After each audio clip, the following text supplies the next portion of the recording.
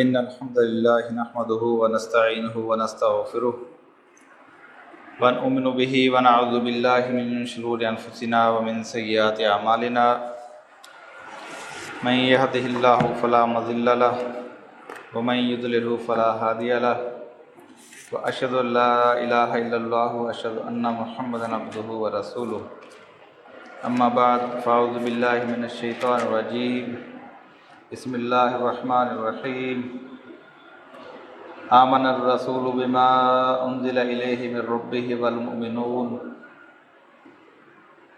कुल्लुन आमन बिल्लाहि व मलाइकतिहि व कुतुबिहि व रुसुलिहि ला नुफ़र्रिक़ु बैना अहदिम मिर रुसुलिहि व क़ालू समिअना व अतअना गुफ़्रानक रब्बना व इलैकल मसीर।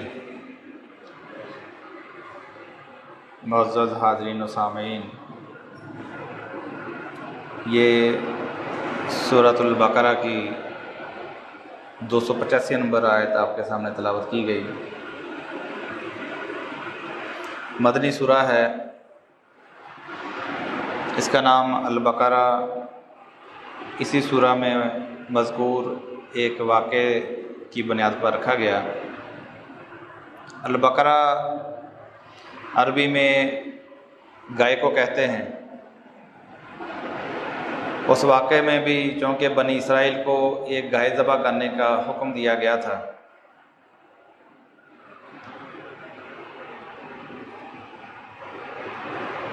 तो बनी इसराइल ने बजाय इसके कि जब उनको यह हुक्म सुनाया गया इन्नल्लाहा यअमुरुकुम अन तज़बहू बकरा, मूसा अलैहिस्सलाम ने जब उनसे कहा कि तुम्हारा रब तुमसे ये कहता है कि एक गाय ज़बह करो, तो बजाय इसके कि वो गाय पकड़ते और उसको ज़बह कर देते, क्योंकि इसमें शर्त नहीं थी कि कौन सी गाय हो, कैसी गाय हो, कितनी उम्र की हो, किस रंग की हो, किस उम्र की हो, तो वो बजाय इसके कि गाय को ज़बह कर देते, वो उसकी बाल की खाल उतारना शुरू हो गए। वो देखने में कैसी हो, उसका रंग कैसा हो, उसकी उम्र कैसी हो। तो इस पेचीदगी के नतीजे में, इस सवाल जवाब की कसरत के नतीजे में उनके ऊपर दायरा तंग होता चला गया। उनको बता दिया गया कि वो गाय जो है वो ना बूढ़ी हो, ना वो बच्ची हो, ना वो हल जोतने के लिए या कुएं से पानी निकालने के भी काम ना आती हो, उसका रंग भी जो है वो शौक जर्द रंग का हो, जिसको जो देखने वाले को खुश कर दे। लेकिन फिर नतीजतन वही गाय जिसको वो ज़बह नहीं करना चाहते थे, जो इनकी अकीदत का मरकज़ बनी हुई थी, अब उनको वो गाय अपने हाथों से ज़बह करनी पड़ी। तो अल्लाह ताला फरमाता है फ़ज़बहूहा व मा कादू यफ़अलून, वो ये ज़बह करना तो नहीं चाहते थे लेकिन कर दिया उन्होंने फिर भी। तो ये वाक़या जो है ये हमें ये भी बताता है कि जब अल्लाह ताला की तरफ से शरीयत का कोई आसान हुक्म दिया जाए तो उसको उसी तरह मान लिया जाए, और उसको कर दिया जाए तो आप अजर के मुस्तहिक़ हो जाते हैं। लेकिन बाज़ औक़ात एक मसले को खंगाल कर, बाल की खाल उतार कर, उसकी तहों में जाकर उसके फ़लसफ़ियाना मोशगाफियाँ कर के उसको नाकाबिल अमल बना लिया जाता है। यहाँ तक कि फिर बिल आकर कह दिया जाता है कि ये हमारे बस से बाहर है। तो इंसान खुद फिर जो सख्ती खुद पैदा करवाई होती है, जो सख्ती खुद पैदा की होती है मसले के अंदर, खुद भी उसके ऊपर फिर अमल पैरा नहीं हो पाता। अल्लाह के नबी अलैहिस्सलाम ने फरमाया कि मुसलमानों में सबसे बदतरीन मुसलमान वो है जिसके सवाल करने की वजह से कोई चीज़ हराम करार दे दी गई। इसलिए अल्लाह के नबी सल्लल्लाहु अलैहि वसल्लम ने कसरत सवाल से मना किया, क्योंकि उस वक्त वही आ रही थी और हलाल हराम के फ़ैसले हो भी सकते थे। तो लिहाजा सवाल सहाबा कराम जो किसी न किसी मसले की खोज में लगे रहते थे, तो उसके नतीजे में अहकामात आ रहे थे। तो इस वक्त का इस चीज़ का ऐन अमकान था कि बाद चीज़ें हराम हो जाती या सख्तियाँ पैदा कर दी जाती। तो अल्लाह के नबी अलैहि सल्लम ने फरमाया कि तुमसे पहले बनी इसराइल ने यही काम किया, जब उनको पाबंदी लगा दी गई फिर वो कर ना पाए, फिर अल्लाह की सज़ा के मुस्तहक़ ठहरे। कुरान मजीद में इस बात के ऊपर भी, हालांकि कुरान मजीद सवाल करने की हौसला अफजाई करता है, तदब्बर और तफक्कर की हौसला अफजाई करता है, लेकिन बेमकसद के सवालात या ऐसे सवालात जिनका मकसद सिर्फ सवाल बराए सवाल है, या ऐसा सवाल जिसका मकसद अपने लिए मसला पूछना नहीं है, किसी और के ऊपर पाबंदी लगवाना, किसी और के ऊपर सख्ती करवाना मकसद है, किसी और को फतवा ज़दा करना मकसद है, ऐसे सवालात से मना किया गया। यही वजह है कि जब हम सहाबा कराम की ज़िंदगियों का मताला करते हैं और देखते हैं कि वो अक्सर वो सवालात जो वो रसूलुल्लाह सल्लल्लाहु अलैहि वसल्लम से पूछा करते थे अपने मतलब पूछते थे, वो अपने मतलब जो खदशे का शिकार वो पूछते थे क्योंकि अल्लाह के नबी अलैहि सलाम ने उनको कसरत सवाल से मना किया था। बाद का सहाबा कराम बयान करते हैं कि हमारी ख्वाहिश होती थी बाहर से कोई आए जिसको इस हुक्म का मालूम नहीं है कि आजकल सवाल से मना किया गया है, वो सवाल करे तो हम उससे फ़ायदा उठाएं। तो बहरहाल इस सूरा के वजह तस्मिया वो गाय का वाक़या है जो इस सूरा के अंदर बयान हुआ है। और जो आयत आपके सामने तिलावत की गई, इस आयत में अल्लाह रब्बुल इज़्ज़त फरमाता है आमन रसूल बिमा उनज़िला इलैहि मिन रब्बिहि वल मुमिनून, कि ईमान लाया रसूल उस पर जो अल्लाह ने उसकी तरफ से नाज़िल किया और मोमिन भी उसी पर ईमान लाए। यानी इस कुरान मजीद के ऊपर सबसे पहले रसूल ईमान लाया, यानी आखिरी रसूल मोहम्मद सल्लल्लाहु अलैहि वसल्लम इसके ऊपर ईमान लाए, वो इसके ऊपर ईमान लाने के सबसे पहले पाबंद हैं। और उसके बाद वो लोग वल मोमिनून जिन्होंने ईमान का ऐलान किया, जिन्होंने मोमिन होने का इकरार किया, फरमाया कि वो भी इसके ऊपर ईमान लाए। कुल्लुन आमना बिल्लाहि व मलाइकातिही, ये सब के सब ईमान लाए अल्लाह पर, उसके फरिश्तों पर, व कुतुबी उसकी किताबों पर, व रुसुली उसके रसूलों पर। यानी ये ईमान जो है, ये जो नाज़िल शुदा पर ईमान है, ये ईमान जो है ये अल्लाह पर भी ईमान है, उसके फरिश्तों पर भी, उसकी किताबों पर, उसके रसूलों पर। ला नुफर्रिकु बैना अहद मिन रुसुली, और वो कहते हैं कि हम इन रसूलों के अंदर कोई भी किसी भी तरह का फ़र्क नहीं करते। ये नहीं है कि एक रसूल को औला व आला करार दें और दूसरे को कमतर करार दे दें, एक को बेहतर करार दें दूसरे को कमतर करार दें, एक को माबूद बना लें और दूसरे को रसूल भी ना माने। क्योंकि पहली कौमों के अंदर यही हुआ, ये अफरात व तफरीत हुई कि जब तक रसूल दावत देता उसकी मुखालफत करते, उसको रसूल भी मानने के लिए तैयार ना होते। वो रसूल गुजर जाता, बाद में फिर उनके साथ बहुत सारे ऐसी करामतें और मोजज़ात चस्पा कर दिए जाते कि फिर आप उनको रसूल के दर्जे से उठाकर डायरेक्ट जो है वो खुदाई के मनसब पे फायज कर देते, उसको मुश्किल के अंदर पुकारते, उनसे अपनी मुसीबतें दूर कराने के लिए, मनते मुरादें पूरी करने के लिए उनको इस्तेमाल करने की कोशिश करते। इसी तरह बहुत सारी कौमें ऐसी थी जो सिर्फ इसी ज़ोम के अंदर मुब्तला थी कि हमारा रसूल सबसे आला है, हमारा रसूल सबसे आला है। एक दफ़ा एक यहूदी ने यह कहा कि मूसा अलैहिस्सलाम जो है वो सबसे आला रसूल हैं। तो सहाबी को ये बात सुनकर गुस्सा आया, उसकी अल्लाह के आखिरी रसूल सल्लल्लाहु अलैहि वसल्लम के साथ मोहब्बत थी। उसने कहा कि यह कैसा हो सकता है कि मूसा अलैहिस्सलाम को सबसे आला करार दे दें। तो उन्होंने उसके यहूदी के जो है वो थप्पड़ रसीद कर दिया। वो यहूदी जो है वो उसी तरह ही अल्लाह के रसूल सल्लल्लाहु अलैहि वसल्लम के पास आता है और आकर कहता है कि देखिए ये आपका जो साथी है इसने मेरे साथ ये सलूक किया। तो आपने पूछा कि तुमने इसके थप्पड़ क्यों मारा? तो सहाबी ने कहा जी इसने ये कहा था कि भी मूसा अलैहिस्सलाम सबसे आला रसूल है। तो मैंने कहा कि तुम्हारी ये जुर्रत किस तरह हुई? मैंने आपके बारे में कहा कि आप सबसे आला रसूल हैं। तो अल्लाह के नबी अलैहिस्सलाम फरमाते हैं कि देखो तुम मुझे यूनुस बिन मत्ता से भी ज़्यादा ना बढ़ाओ, यानी यूनुस अलैहिस्सलाम का कुरान के अंदर जिक्र है कि उनकी एक मामूली सी ख़ता की वजह से अल्लाह ताला ने उनको मछली के पेट में डाल दिया था। इस बात का अल्लाह ने कुरान के अंदर जिक्र किया। यानी बताया कि अगर तुम पैगम्बरों में उनको कमतर समझते हो कि उनकी ख़ता की वजह से मछली के पेट में जाना पड़ा, तो मैं तो अपने आप को यूनुस बिन मत्ता से भी आला नहीं समझता।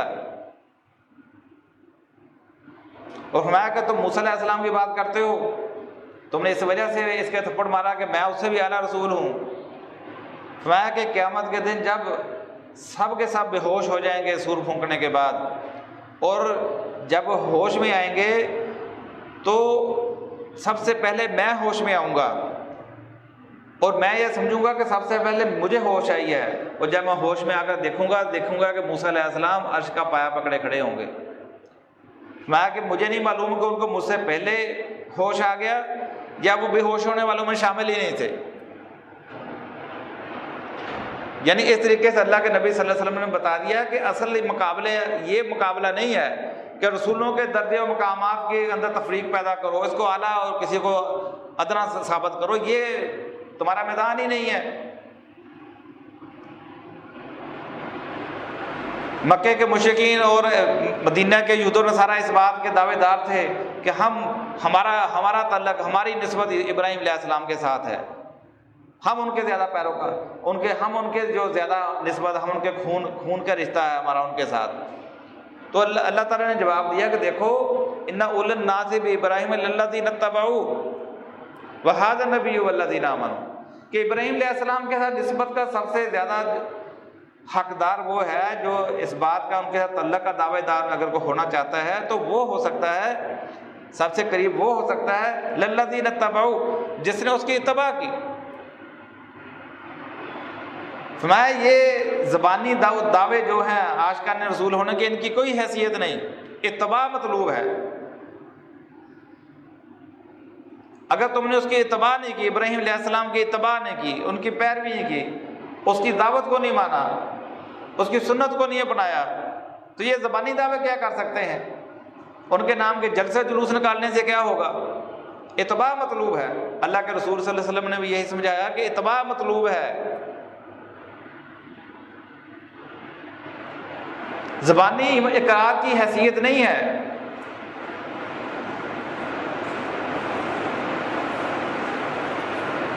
देखें आप, पूरा कुरान हमें ऐसी आयत से भरा पड़ा मिलेगा कि अगर सिर्फ ज़बानी इकरार ही से जन्नत मिलना होती, आप देखें कि सहाबा कराम जो अल्लाह के रसूल सल्लल्लाहु अलैहि वसल्लम के शाना बशाना साथ चलने वाले थे, अगर किसी वजह से मामूली कोताही हो जाती थी तो कुरान उनकी सरजनश कर देता है। और क़यामत तक ये पढ़ी जाने वाली किताब है, क़यामत तक के लिए ये बता देता है कि ताकि क़यामत तक कोई इस गुमान के अंदर ना रह जाए कि ये निस्बत, ये ताल्लुक़ जो है, या सिर्फ दावा ईमान जो है, ये किसी के निजात के लिए काफ़ी हो सकता है। आपने अपनी बेटी फातिमा से कहा कि बेटी फातिमा इस जोम के अंदर ना रहना कि पैगंबर की बेटी हूँ, अपने ईमान अमल से जाओगे। फूफी सफ़िया से कहा कि फूफी सफ़िया इस बात के ऊपर ना रहना कि पैगंबर की फूफी हूँ, अपने ईमान और अमल से जन्नत में जाओगी। यानी कोई पैगंबर भी किसी को जन्नत में ले जाने का दावा नहीं कर सकता। एक सहाबी थे उस्मान बिन मज़ून रज़ियल्लाहु अन्हु,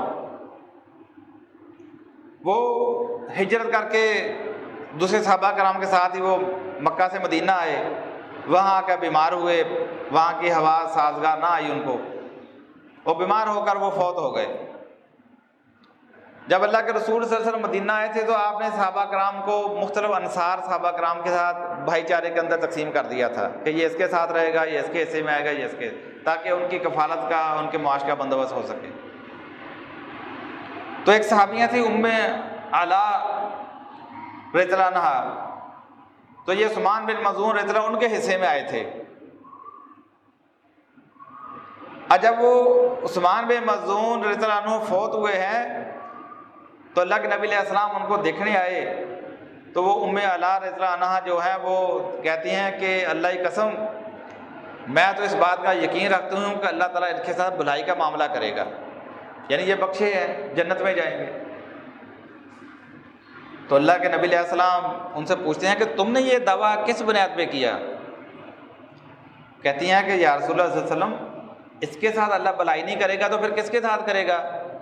ईमान लाया, हिजरत की, बीमारी के अंदर इसकी वफात हुई है, इसके साथ अल्लाह भलाई का मामला नहीं करेगा तो किसके साथ करेगा?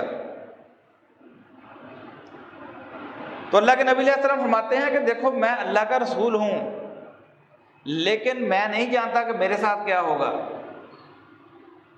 आप कसम उठाकर अल्लाह की कसम, मैं नहीं जानता कि मेरे साथ क्या मामला होगा। वो तुम एक दूसरे के बारे में दावे कर रहे हो। यानी ये अल्लाह के नबी अलैहि सलाम की तालीम थी, ये तरबियत थी।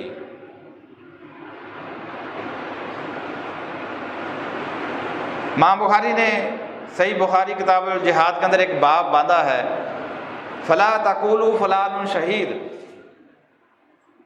वल्लाहु आलम मन जहादा फी सबीलिल्लाह, कि किसी के बारे में ये ना कहो कि वो शहीद है, अल्लाह ही बेहतर जानता है कि कौन अल्लाह की राह में क़िताल करने वाला है। यानी ना तो आप किसी की जन्नत का फैसला सुना सकते हो, ना किसी के जहन्नम का फैसला सुना सकते हो, क्योंकि आखिरी अंजाम से सिर्फ अल्लाह ही बाखबर है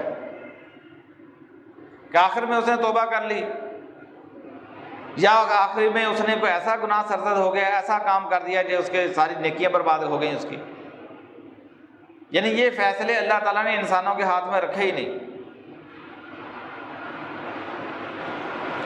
अल्लाह के नबी अलैहि सलाम ने अगर शहीद की भी बात की तो आपने दुआ सिखलाई है कि उसके लिए दुआ करो कि अल्लाह ताला उसको शहीद कर दे, अल्लाह ताला उसको शहीदों का मुकाम दे दे।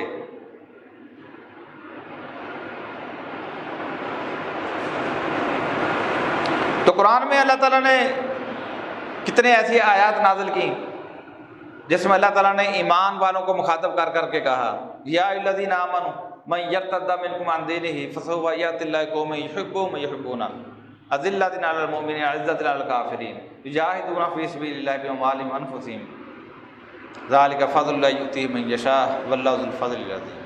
मैं कहा ईमान वालो या ईमान के दावेदारों, तुम में से अगर कोई दीन को छोड़कर पीछे हटना चाहता है तो हट जाए, मुर्तद होना चाहता है मुर्तद हो जाए, इस्लाम को छोड़ना चाहता है छोड़ जाए, अल्लाह को कोई परवाह नहीं। अल्लाह ताला तुम्हारी जगह पे ऐसे लोगों को ले आएगा जो अल्लाह से मोहब्बत करने वाले होंगे, अल्लाह उनसे मोहब्बत करने वाला होगा, वो किसी लोमात लाइम की परवाह करने वाले नहीं होंगे।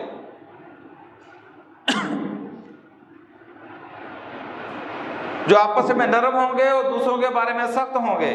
फरमाया कि ये अल्लाह का फजल है, जिसको पचाता है वह करता है।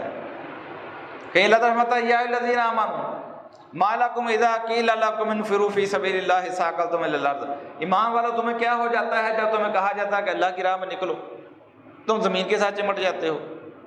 अरज़ीतुम बिल हयातिद दुनिया मिनल आखिरा, क्या तुमने आखिरत के मुकाबले में दुनिया की ज़िंदगी को पसंद कर लिया है? फ़माल हयातिद दुनिया फ़िल आखिरति इल्ला क़लील। अगर ऐसी बात है तो याद रखो कि आखिर के मुकाबले पे ये दुनिया की ज़िंदगी कुछ नहीं निकलेगी। तो ये आयत हमें ये बता रही हैं कि अल्लाह की किताब, अल्लाह के रसूल सल्लल्लाहु अलैहि वसल्लम का जो पूरा मुतालबा था ये दीन का, वो अमली मुसलमान का था कि अगर आप जन्नत में जाना चाहते हो, ईमान कबूल क्यों किया, मुसलमानी का ऐलान क्यों किया कि जन्नत में जाना चाहता है। इस्लाम इसलिए कबूल किया कि अगर पिछले दीन पे रहूंगा तो जहन्नम में जाऊंगा। ये तो हमारी खुशनसीबी है कि मुसलमानों के घर में पैदा हो गए, कलमा हमें माँ के दूध के साथ ही कलमा मिल गया, माँ के दूध के साथ ही इस्लाम मिल गया। एक ऐसी रियासत के अंदर पैदा हो गए जहाँ पहले ही इस्लाम का नाम लिया जाता था। तो वरना जो ईमान को कबूल करता है कोई दीन छोड़कर, उससे पूछा जाए तुमने भाई तुम्हें इसमें क्या खूबी नजर आई कि तुमने इस्लाम को कबूल किया, वो कहता है जहन्नम की आग से बचना चाहता हूँ, जन्नत में जाना चाहता हूँ। तो क्या सिर्फ वो कलमा पढ़ के जन्नत में चला जाएगा? उसको पिछले दीन की सारी खराफात छोड़नी पड़ेंगी, उसको वो तमाम ईमान की खराबियाँ, उसको वो तमाम किरदार की अखलाक की खराबियाँ वो छोड़नी पड़ेंगी। और इस्लाम की खूबियों को, इस्लाम के दिए ईमानियात को कबूल करना पड़ेगा, तब जन्नत में जाएगा। वरना तो आपके सामने कितनी आयात हैं, कितनी अहादीस हैं जो हमें ये बताती हैं कि सिर्फ दावा ईमान, जो दावा इस्लाम जन्नत में नहीं ले जाएगा। सिर्फ कोई इस ज़ोम के अंदर, इस मान के अंदर ना रहे कि किसी जमात में दाखिल होकर, किसी तंजीम में दाखिल होकर, किसी पीर की बैत करके, किसी अमीर की बैत करके, किसी तहरीक का हिस्सा बनकर वो जन्नत में चला जाएगा। कुरान मजीद ने फलाह के लिए, आखिरत की कामयाबी के लिए हर जगह पे हर इंसान को इनफरादी हैसियत से मुखातब किया है। कू अनफुसकुम व अहलीकुम नारा, बचाओ अपने आप को, अपने अहले याल को जहन्नम की आग से। वक़ूदुहा अन्नास वल हिजारा, जिसका ईंधन बनने वाले हैं इंसान और पत्थर।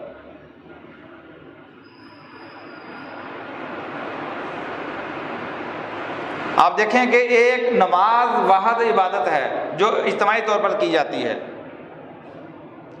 बाकी तमाम इबादत भी इनफरादी हैं। और ये जो नमाज जो है, ये अल्लाह ताला ने मुसलमानों की इज्तिमाइयत को कायम करने के लिए जो जमात की शक्ल में हुक्म दिया कि इसको पढ़ा जाए, तो उसमें भी कबूलियत का जो दारोमदार है वो भी हर इंसान की अपनी इनफरादी कल्बी कैफियत के ऊपर है, अपने ईमान और तकवा के ऊपर है। वो भी ऐसा नहीं होगा कि जो सामने इमाम है उसके पीछे जितने नमाज पढ़ेंगे सारे सब की नमाज कबूल हो जाएगी। नहीं, एक इमाम के पीछे चाहे 1000 बंदा है, 10,000 है, 1,00,000 बंदा क्यों नहीं नमाज पढ़ रहा है, 1,00,000 की नमाज की कबूलियत का दारोमदार उसकी अपनी नीयत, अपने तकवा के ऊपर होगा।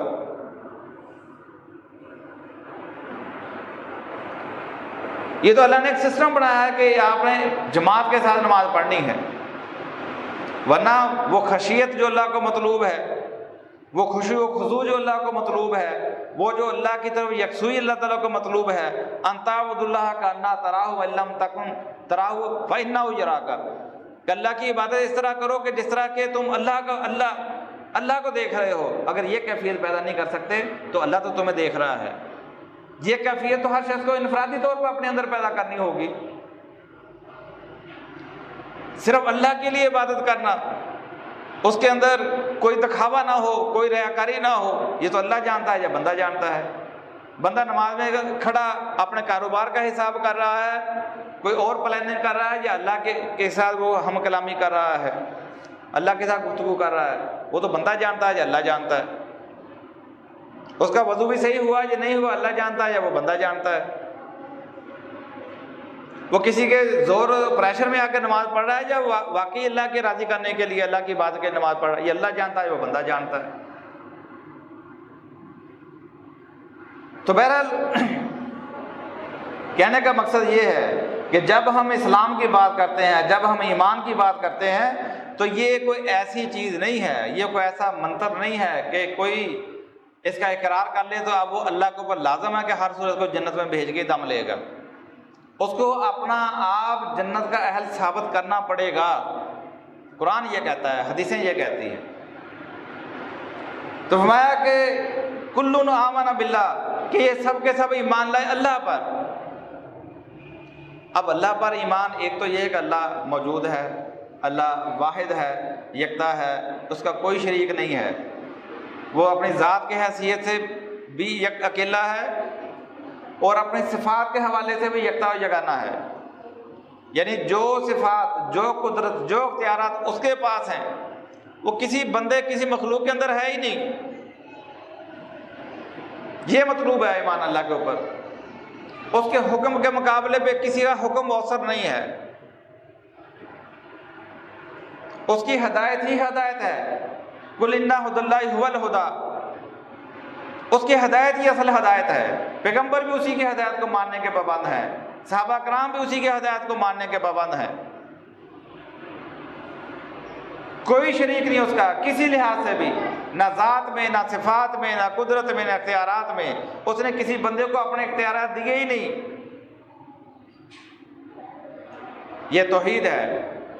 और शिरक ये है कि जब अल्लाह के साथ दूसरे इलाह का कोई कायल हो जाए, जब 2 खुदाओं का, 3 खुदाओं का या 1 से ज़्यादा खुदाओं का कोई कायल हो जाए, जब कोई उसकी ज़ात, उसकी का हिस्सेदार किसी को बना दे, उसका बेटा बना दे, उसकी बेटी बना दे,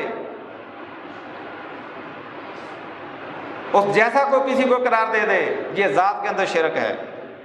और दूसरा शिरक होता है कुदरत और इख्तियारात का शिरक। जब ये अकीदा रखा जाए, जब ये ईमान रखा जाए कि अल्लाह ताला ने कुछ लोगों को, कुछ हस्तियों को अपने इख्तियारात बांट दिए हैं और ये कायनात का निज़ाम चलाने में उनका भी उसमें कोई हाथ है, जिस तरह मुशरिकीन मक्का का अकीदा था, जिस तरीके से अहले किताब का अकीदा बना हुआ था कि अल्लाह ताला ने इन हस्तियों को अपने इख्तियारात सौंप दिए हैं, तकसीम कर रखे हैं, लिहाजा ये अल्लाह के साथ शरीक हैं। कुरान में जहाँ जहाँ भी शिर्क की नफ़ी की गई है वो इन्हीं मायनों में की गई है, या ज़ात के शिर्क की नफ़ी की गई है या उन इख्तियारात की नफ़ी की गई है जो लोगों ने उन अपनी मनपसंद हस्तियों को खुद ही तकसीम कर दिए थे।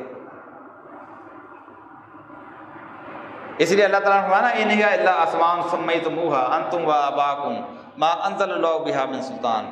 ये जो हस्तियों के फिर नाम भी जो रखे हैं तुमने खुद ही तो रखे हैं, ये दाता, ये दस्तगीर, ये गौस, ये मुश्किल कुशा, ये फरियाद रस, ये गरीब नवाज, ये कितने नाम हैं।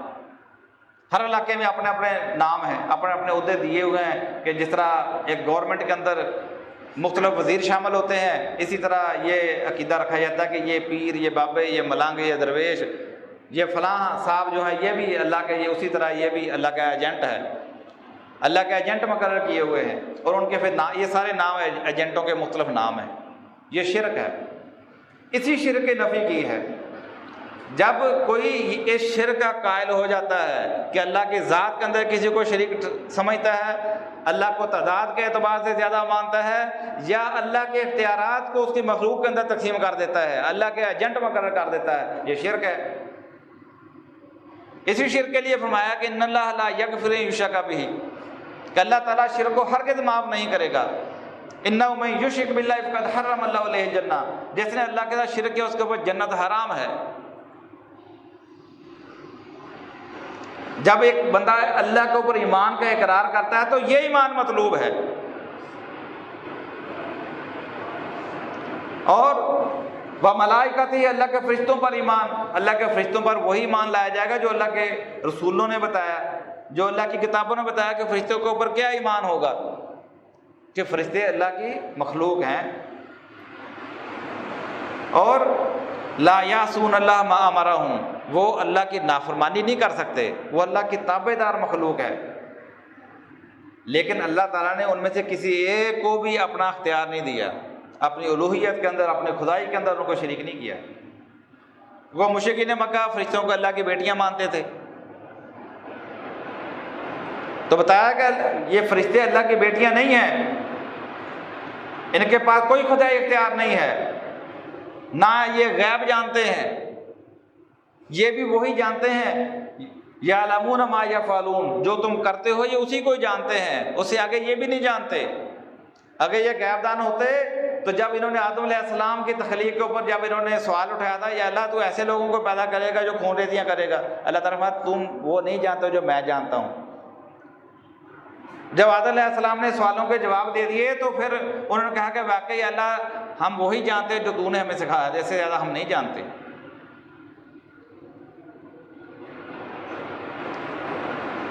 वकुतुबी, अल्लाह की किताबों पर ईमान, अल्लाह की किताबों के ऊपर ईमान से मुराद ये है कि ये आखिरी किताब जो है ये सब किताबों के ऊपर अब हाकम है, ये अल-मुहैमन है, ये मीज़ान और फुरकान है।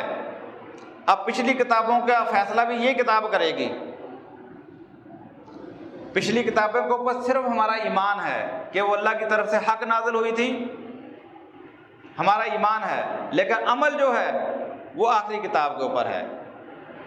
अब ये जो फैसला पिछली किताबों के बारे में कर दे, पिछले पैगंबरों के बारे में कर दे, पिछले कौमों के बारे में जो लोगों ने खुद साख्ता कहानियां मुकर्रर कर रखी, इनका जो भी ये फैसला कर दे वो इसको माना जाएगा।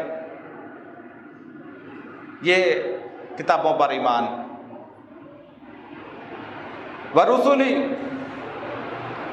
और उसके रसूलों पर ईमान।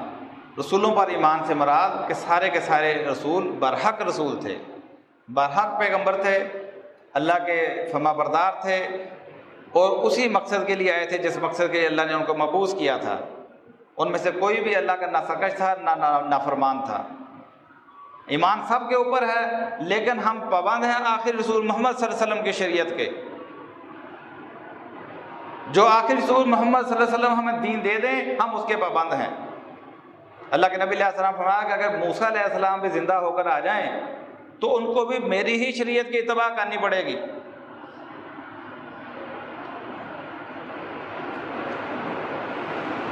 और अब रसूलों के ऊपर ईमान क्या है? कि रसूल क्या होता है? रसूल का लफ्ज़ी माना होता है भेजा गया। नबी के माना होता है खबर देने वाला। नबी खबर देने वाला और रसूल भेजा गया।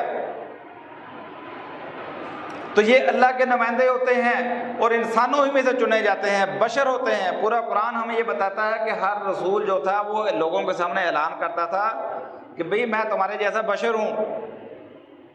और अल्लाह ताला फरमाता है कि अगर ज़मीन के ऊपर फरिश्ते चल फिर रहे होते तो हम फरिश्तों को रसूल बनाकर भेज देते, लेकिन चूँकि इस ज़मीन के ऊपर इंसान चल फिर रहे हैं तो बशर ही को रसूल बनाकर भेजा जाएगा, इन्हीं में से रसूल बनाकर भेजा जाएगा।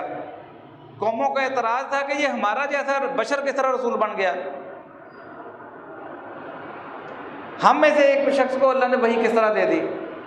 अगर इंसानों ही को बनाना था तो हम सरदार मर गए थे, कोई ये मक्के का सरदार है, ये ताइफ का सरदार है, अल्लाह इनमें से किसी को चुन लेता। उनके ख्याल में जो उनके बुजुर्गों ने कहानियाँ सुनाई हुई थी कि जो रसूल होता है उसके बाद बड़ी करामतें होती हैं, वो बड़े मोज़ा दिखाता है, वो अनहोनी को अनहोनी कर देता है, वो गैब की खबरें बताता है, वो ये कर सकता है, वो कर सकता है। तो अल्लाह ताला फरमाता है वो कि रसूल तो हम भेजते ही इसलिए हैं कि वो मुबश्शिरीन यानी बशारत दें, व मुनज़रीन और डर सुनाएं लोगों को। रसूल का काम ये होता है। और रसूल का काम ये नहीं है मा कान लिरसूल याती बिआयतिन इल्ला बिइज़्निल्लाह कि वो अपनी मर्जी से कोई करामत दिखा दे, अपनी मर्जी से मोज़े दिखाते फिरे। फरमाया कि किसी रसूल के पास ये भी इख्तियार नहीं होता कि लोगों को अपनी मर्जी से मोज़े दिखाए। अगर मोज़ा भी वो दिखाता है तो अल्लाह के हुक्म से दिखाता है, और रसूल को उससे पहले पता भी नहीं होता मैं मोज़ा दिखाने वाला हूँ या नहीं। अब देखिए मूसा अलैहिस्सलाम के पास लाठी तो हर वक्त होती थी, पहले भी थी। अल्लाह ने पूछा मूसा तेरे हाथ में क्या है?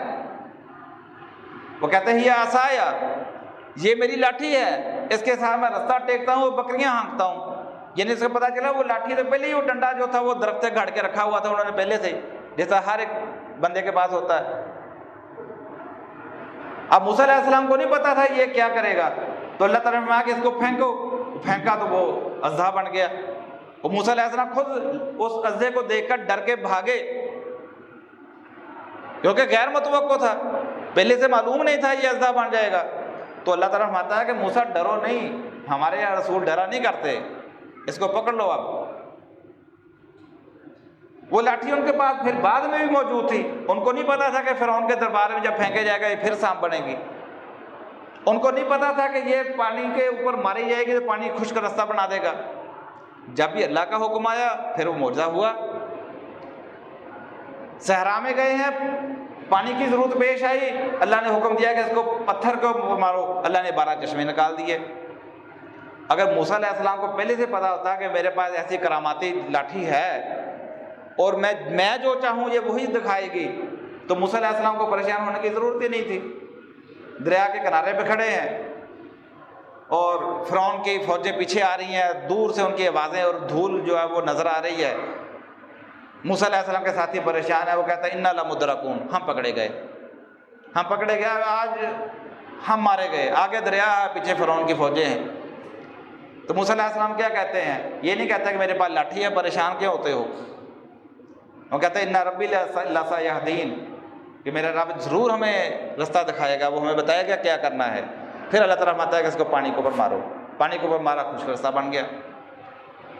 तो कोई भी रसूल अपनी मर्जी से मुर्दा नहीं दिखाता, लेकिन कौम जो वो इस तरह का गुमान रखी होती है कि रसूल इस तरह का होना चाहिए। इसलिए आखिर रसूल सल्लल्लाहु अलैहि वसल्लम से भी मुतालबा करते थे कि तुम वाकई अगर अल्लाह के रसूल हो तो तुम्हारे लिए तो सोने का मकान होना चाहिए, चांदी का मकान होना चाहिए, तुम्हारे लिए तो खजूरों अंगूरों का बाग होना चाहिए, उसके नीचे नहरें बह रही होनी चाहिए। तुम्हारे साथ अल्लाह ताला एक फरिश्ता भेजता और किताब भेजता जिसको हम खुद पढ़ते, और अगर हम ना मानते तो फरिश्ता हमें सजा देता। ये मुतालबे थे उनके। तो अल्लाह ताला ने फरमाया कि रसूल सल्लल्लाहु अलैहि वसल्लम को बता दो कि मैंने कब इस तरह के दावे किए हैं। वो मैं तो तुम्हारी आखिरत संवारने के लिए आया हूँ। मैं तो तुम्हें आया हूँ कि दुनिया, ये जो इम्तहान की ज़िंदगी दी गई है, ये गुजारनी किस तरह है। तो लिहाजा ये जब भी कुतुब ही व रसूल ही, किताबों और रसूलों पर ईमान की बात आती है, तो इससे मराद सिर्फ ये माना नहीं कि ये जो किताब है ये अल्लाह की किताब है। हाँ, इसमें तो कोई शक नहीं है, अल्लाह रहे बाफी, इसके अल्लाह की तरफ होने में कोई शक नहीं। इससे मुराद ये है कि इसके ऊपर अमल करना है, ये अमल की किताब है। जब रसूल को हम रसूल मानते हैं तो इसका मतलब ये है कि हम उसकी इत्तबा करेंगे, इसका मुतालबा है। आपके सामने कुछ हदीस रखना चाहता हूँ जिसमें आपको पता चलेगा कि अल्लाह के नबी अलैहिस्सलाम ने किस तरीके से इस बात का मुतालबा किया है। अल्लाह के नबी अलैहिस्सलाम फरमाते हैं, ला युमिनु अहदुकुम हत्ता अकूना अहब्बा इलैहि मिन वालिदिही व वलदिही वन्नासि अजमाइन, कि तुम में से कोई शख्स उस वक्त तक मोमिन नहीं हो सकता जब तक मैं उसको उसके बेटे, उसके बाप और दुनिया के हर रिश्ते से ज़्यादा अजीज़ ना हो जाऊँ। यानी इससे मुराद सिर्फ आपका मुतालबा ये नहीं था कि जी अगर मेरे को गुस्ताखी करे तो उस गुस्ताख की गर्दन उतार दो, कि जी मैं तो बहुत मोहब्बत रखने वाला हूँ। इससे मुराद प्रैक्टिकल मोहब्बत है कि रसूलुल्लाह सल्लल्लाहु अलैहि वसल्लम के हुक्म के मुकाबले पे अगर बाप बेटा कोई रिश्ता भी अगर आ जाए तो आप उसको रद्द कर दोगे, रसूल की बात को फौकियत दोगे। ये है मोहब्बत।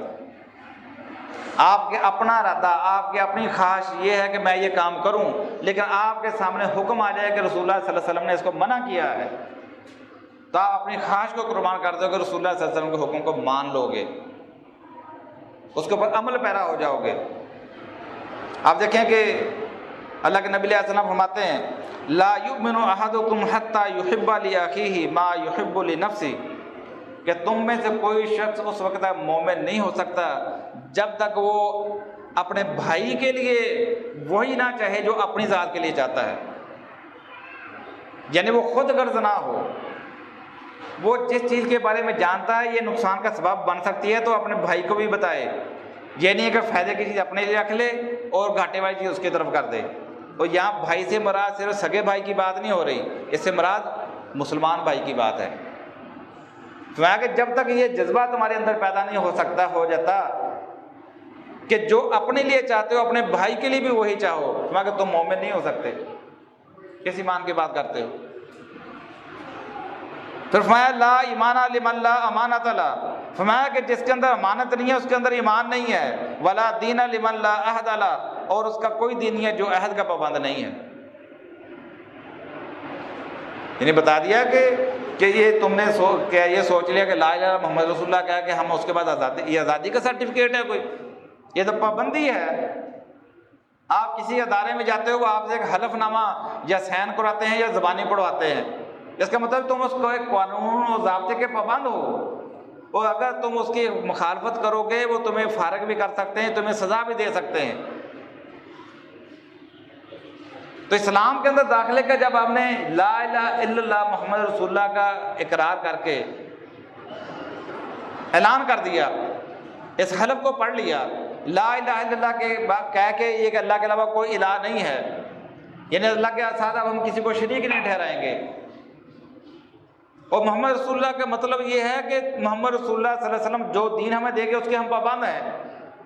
ये तो एक इकरारनामा है, और उसके बाद हम आज़ाद हो जाते हैं, उस कलमे को ही सब कुछ समझना शुरू कर देते हैं। वो अलग बात है कि हदीस के अंदर आया है कि जिसके दिल के अंदर राई के दाने बराबर भी ईमान होगा, वो चाहे जहन्नम के अंदर जल जल के कोयला क्यों ना हो चुका हो, वो बिल आखिर कभी ना कभी वो जहन्नम से निकल आएगा।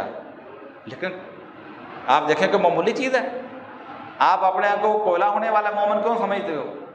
आप अपने आप को वो आखिरी मुसलमान वाली लिस्ट में, दुनिया के अंदर हम हमारे हाथ पर कोई कोयला रख दें हम बर्दाश्त नहीं कर सकते, और वहाँ पूरे का पूरा कोयला होने के लिए तैयार हैं कि दुनिया जो यहाँ हमने अपनी मर्जी से सब कुछ करना है। फिर एक हदीस में अल्लाह के नबी अलैहि सल्लम फरमाते हैं, मर्रा मिनकुम मुनकरन फलयुगय्यिरहु बियदिही, तुम में से अगर कोई किसी बुराई को देखे उसको चाहिए कि अपने हाथ से उसको रोके। फ़इन लम यस्तति फबिलिसानी, अगर इसकी इस्तात नहीं रखता तो ज़बान से। फ़इन लम यस्तति फबिक़ल्बी, अगर इसकी भी इस्तात नहीं रखता तो फिर दिल से बुरा जाने। वज़ालिका अज़अफ़ुल ईमान, यह कमज़ोर तरीन ईमान है। यहाँ ये जो बात आई है कि बुराई को देखे तो उसको हाथ से रोके, तो इससे मुराद ये नहीं कि आप जहाँ कोई बुराई देखो और आप वहाँ जाकर कूद पड़ो वहाँ पे रोकने के लिए।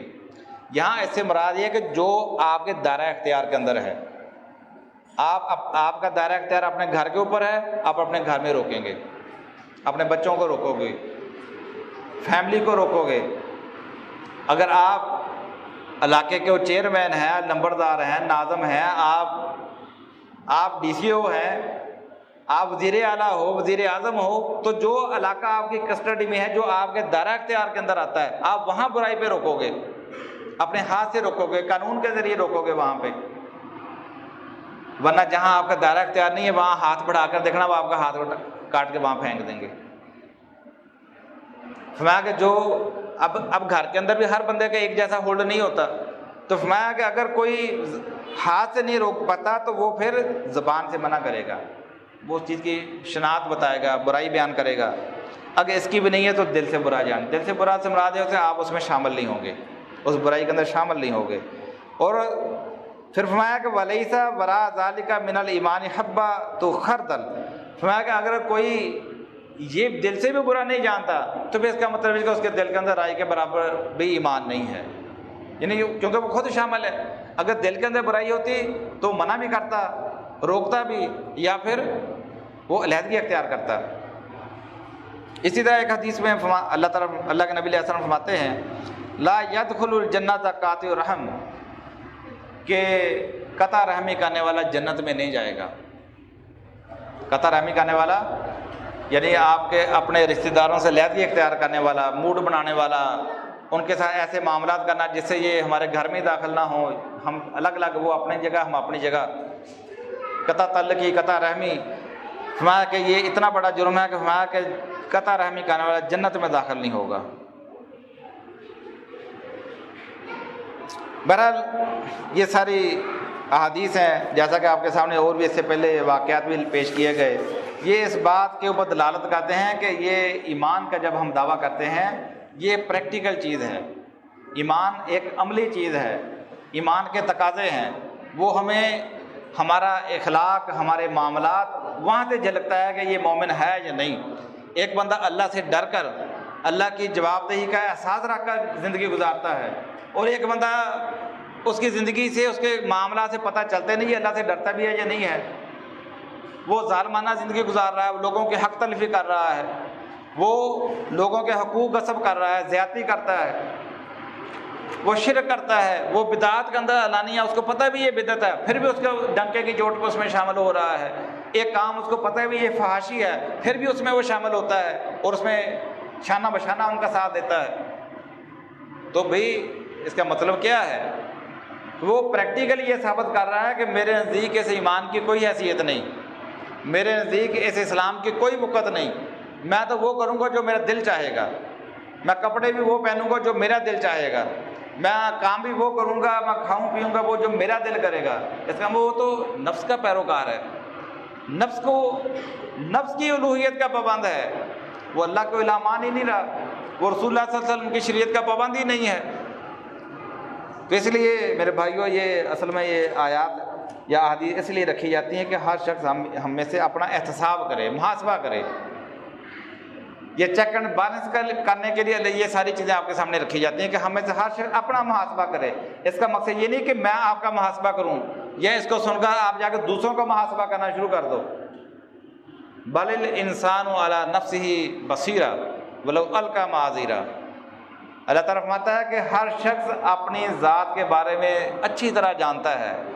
वो अलग बात है कि वो बेशुमार माज़रतें पेश करे। अल्लाह ताला दुआ है कि अल्लाह ताला हमें सही मायनों में ईमान और अमल की तौफ़ीक़ अता फ़रमाए। वक़ुलु क़ौली हाज़ा अस्तग़फ़िरुल्लाह ली व लकुम लिसाइरिल मुमिनीना वल मुस्लिमीना वल मुस्लिमात।